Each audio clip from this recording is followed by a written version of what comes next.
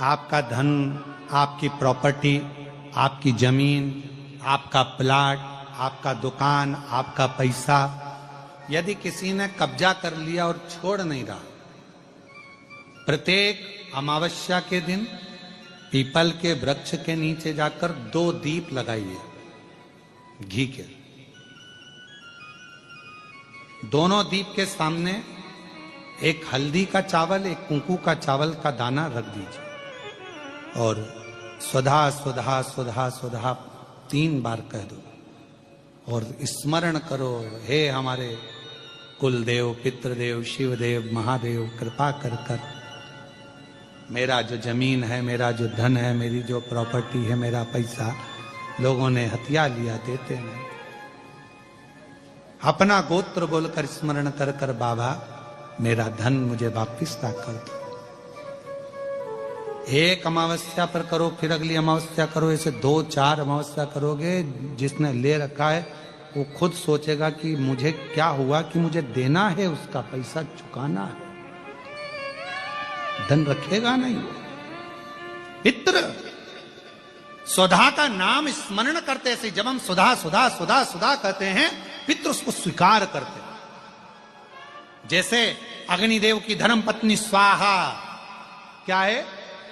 जम के बोलो जरा, स्वाहा। जब हम यज्ञ करते हैं, सांकल ले देते हैं, ओम वैष्णवे स्वाहा। स्वाहा बोलते से ही अग्नि देवता की धर्म पत्नी उस भाग को देवताओं को देती है। उसी तरह तर्पण, तिलांजलि, पिंड, तर्पण आदि जितने भी हम पितरों के लिए कर्म करते हैं, उसमें हम स्वधा स्वधा बोलते हैं। जब स्वधा बोलते हैं तो वो स्वधा पितरों को भाग देती है और पितरों से कहती हैं, ये मेरा बेटा दुखी है, इसको ये तकलीफ है, इसको ये कष्ट है, तुम इसका ये कष्ट पितृदेव मिटा दीजिए, महादेव की आज्ञा है, इसको सही कर दीजिए। करते श्रेष्ठ करते। ओम जयंती मंगलकारिणी भद्रकाली कपालिनी दुर्गा क्षमा शिवा स्वाहा स्वधा नमोस्तुते। ओम जयंती मंगलकाली भद्रकाली कपालिनी दुर्गा क्षमा शिवा धात्री स्वाहा स्वधा नमोस्तुते। स्वधा का उच्चारण हमको सुख प्रदान करता है, स्वधा का उच्चारण हमें संपदा प्रदान करता है। अगर किसी व्यक्ति के जीवन में खो गया, कर्जे में डूब गया, कर्जा बहुत हो गया, पैसा चले गया, गाड़ी चली गई, मकान चले गया, सब गिरवे रखा गया, सब कुछ समाप्त हो गया, उसको प्रत्येक प्रदोष को, प्रत्येक अमावस्या को घी का दीप किसी भी पेड़ के नीचे, ये 5 वृक्ष बताए हैं पितृभाव के, उन 5 वृक्ष में से कहीं पर भी बड़, पीपल, आंवला, शमी, बेलपत्र आदि 5 वृक्ष में से किसी भी वृक्ष के नीचे प्रज्वलित करे और काम ना करे, उसका कर्जा चूकता ही है। उच्चार महाराज शिव का उच्चार। और हे शंभु सरकार तेरी महिमा परंपार, तू जग का पालनहार, भोला कितना सुंदर हो, तुम कितने सुंदर हो। हे शंभु सरकार तेरी महिमा परंपार, तू जग का पालनहार, भोले कितने सुंदर हो, तुमने कितने सुंदर हो। तेरा रूप अजब निराला, कहलाए डमरू वाला।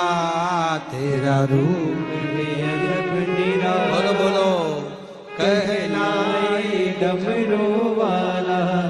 तेरा रूप है अजब निराला, कहलाए डमरू वाला, कानों में बिछुअन माला, आँखों में तेज निराला, माथे पे चंद्र चंदा, माथे पे सोहे चंदा, तुमसे ही जगत का सारा। हे शंभु सरकार। खड़े नहीं होना, बैठे रहो। एक लाइन गाएंगे बस। कितने सुंदर हो, कितने सुंदर हो। हे शंभु सरकार, तेरी महिमा अपरंपार। तू है पालनहार भोले, कितने सुंदर हो, कितने सुंदर हो। तेरा रूप है अजब निराला, कहलाए डमरू वाला। तेरा रूप है अजब निराला, कहलाए डमरू वाला। कानों में बिछुअन माला, आँखों में तेज उजाला। कानों में बिछुअन माला, आँखों में तेज उजाला। माथे पे सोहे चंदा, माथे पे सोहे चंदा, तुझसे ही जगत का सार। हे शंभु सरकार, तेरी महिमा अपरंपार। तू है जग का आधार भोले, कितने सुंदर हो, कितने सुंदर हो। हे शंभु सरकार, तेरी महिमा अपरंपार।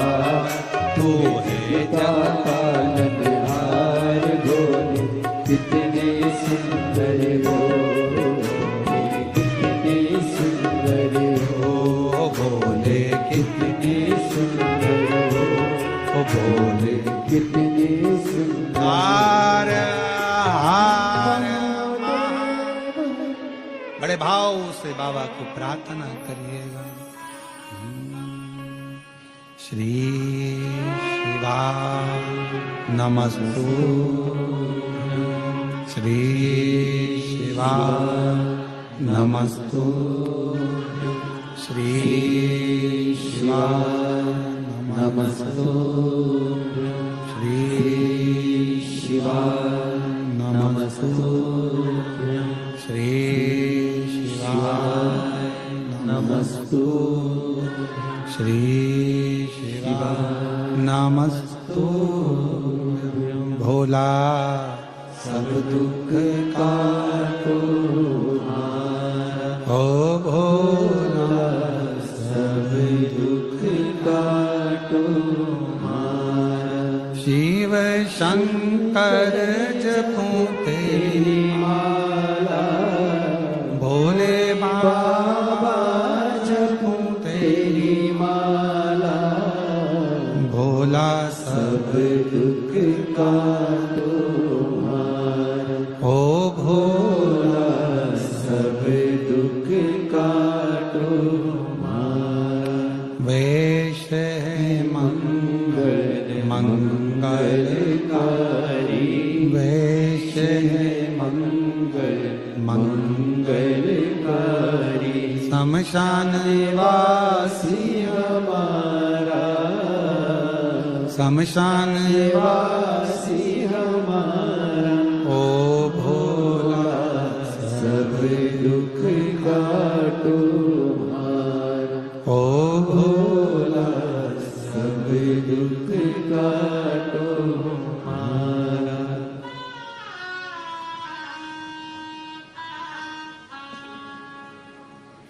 बाबा देवदेव महादेव भगवान शिव घरदानी त्रिकालदर्शी कैलाशी अविनाशी भगवान शंकर त्रिकालदर्शी करुणा सागर शिव की कथा कर रहे। सुधर्म नाम के ब्राह्मण की 2 धर्म पत्नी थी, एक का नाम था सुदेहा, दूसरे का नाम था घूष्मा।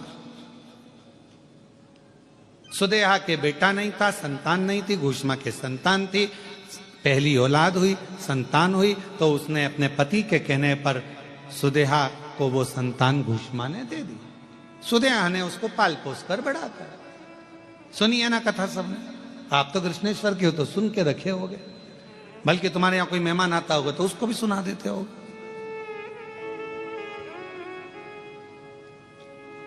और सुनाना चाहिए, ऐसा नहीं है। हमारे यहाँ के बच्चों का नियम है, हमारे यहाँ छोटे छोटे बच्चे जो होते हैं ना, तो वो कोई भी मौसी आई ना तो सबसे पहले उनकी जो प्रिय चीज है ना वो सुनाते हैं। बच्चों की आदत है, मौसी ये देखो मौसी, जो प्रिय चीज है। तो अपने यहाँ की सबसे प्रिय चीज क्या है? पूरे बेरुल की सबसे प्रिय चीज मेरे कृष्णेश्वर महादेव। जैसे ही कोई आए सबसे पहले उनके बारे में बताया जाए कि हमारे यहाँ ये है। पर हमारे यहाँ उल्टी रीति कर दी। बेरुल के कृष्णेश्वर महादेव का तो नाम तुम लोग कम लेते हो और गुफा का नाम ज्यादा लेते हो।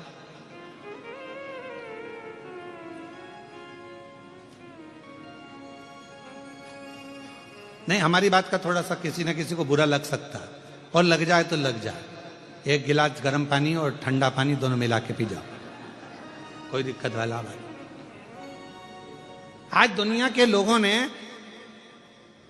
हम कहना नहीं चाहेंगे परंतु लोग समझ जाएंगे हमारी भाषा, आज दुनिया के लोगों ने गुफा को तो प्रसिद्ध कर दिया, पर बेरुल के जो 12वां ज्योतिर्लिंग है, जिस ज्योतिर्लिंग पर पूरे 12 ज्योतिर्लिंग का केंद्र माना जाता है, उसको लोगों ने नीचे दबाने का प्रयास किया।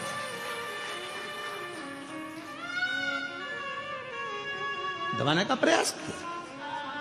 कितने सारे ज्योतिर्लिंगों का दर्शन करिए आप। और मेरे को उम्मीद है कि आप जितने बैठे हो, जितने भी आस्था चैनल पर सुन रहे हैं, जितने फेसबुक यूट्यूब पर कथा को श्रवण कर रहे हैं और जितने यहां बैठकर कथा श्रवण कर रहे हैं, आप सब 12 ज्योतिर्लिंग में भ्रमण कर कर आइए। सारे ज्योतिर्लिंगों में जाकर देखोगे आपको खड़े रहना पड़ रहा है, जाना पड़ रहा है, भीड़ लग रही है, व्यवस्था ऐसी है वैसी है, ये हो रहा है वो हो रहा है। और यहां क्यों? क्योंकि हम लोगों ने बेरुल के ज्योतिर्लिंग को, कृष्णेश्वर बाबा को तो हमने प्रसिद्ध करने का प्रयास ही नहीं किया।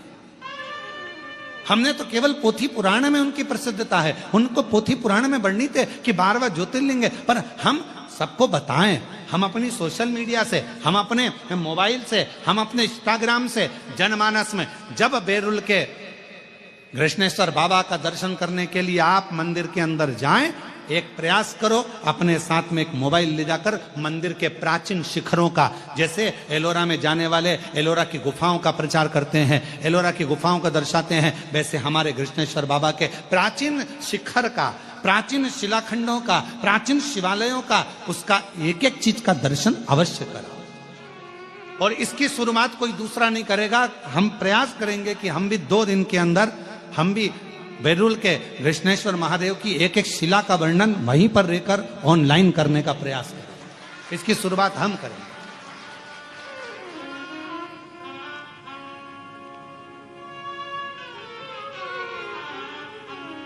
हमारी कैमरा टीम आस्था वालों की भी और हमारे साथ की कैमरा टीम को हम लेकर जाएंगे और वहां खड़े होकर बताएंगे ये शिखर है, इतने साल पुराना, इसका ये अस्तित्व है। ये सुधर्म नाम के ब्राह्मण के सुंदर एक सुदेहा और घूष्मा के चरित्र से ये कृष्णेश्वर महादेव की ये पवित्र धरा एक आनंदित हुई है। ये वो धरा है जहां पर संत, साधु, सन्यासी, तपस्वी, साधक, उपासक तप कर कर कर चले जाते हैं, और जब वो तप कर कर जैसे ही उनकी कुटिया में पहुंचते हैं, वहीं पर मेरे 12 ज्योतिर्लिंग कृष्णेश्वर महादेव के साथ खड़े मिलते हैं। स्वयं शिव के 12 प्रतिबिंब स्वरूप मिल जाते हैं। ये वो कृष्णेश्वर की,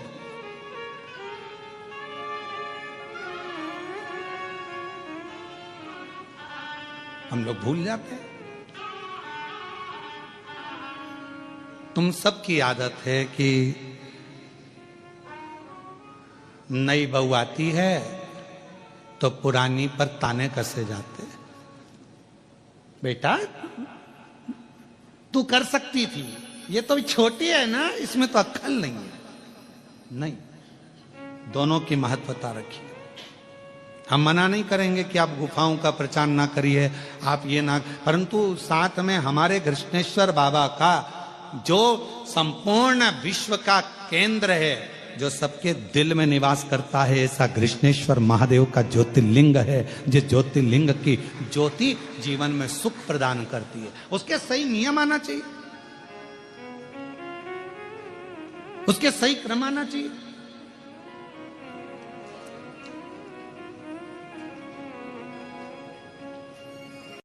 क्यों लिखा स्कंद पुराण में कि 12 ज्योतिर्लिंग में से एक ज्योतिर्लिंग कृष्णेश्वर बेरुल।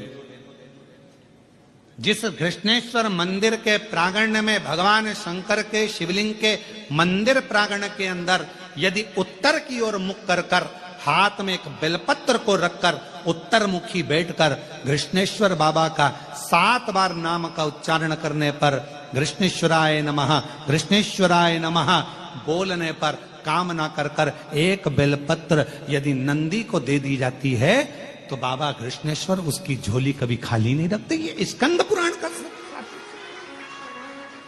हम क्यों छोड़े?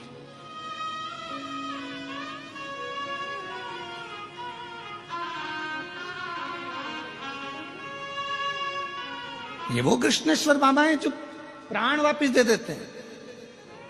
सुदेहा ने करा क्या था? बेटे को बड़ा करा, बहू आ गई और बहू को मालूम पड़ा कि मेरी असली सास तो भूष्मा है। नहीं पूछा सुदेहा को। सुदेहा ने, बेटा सो रहा था, तलवार से काट काट के टुकड़े कर कपड़े में बांध कर फेंक दिए एक तालाब के अंदर, एक कुंड के अंदर, एक बावड़ी के अंदर। आज भी वो है, आज भी वो बावड़ी है जहां पर टुकड़े फेंके गए। पोटली बंधी थी, घोषमा का नियम था। प्रत्येक सोमवार को शंकर भगवान के शिवलिंग का निर्माण करती थी, विसर्जन करने बावड़ी में जाती थी। सिर पर शिवलिंग था, जाने लगी बेटे का दर्शन करे। 1 हफ्ते हो गया, मेरा बेटा नहीं दिखा। उसको क्या मालूम कि बेटे के तो टुकड़े कर बावड़ी में डाल दिए गए।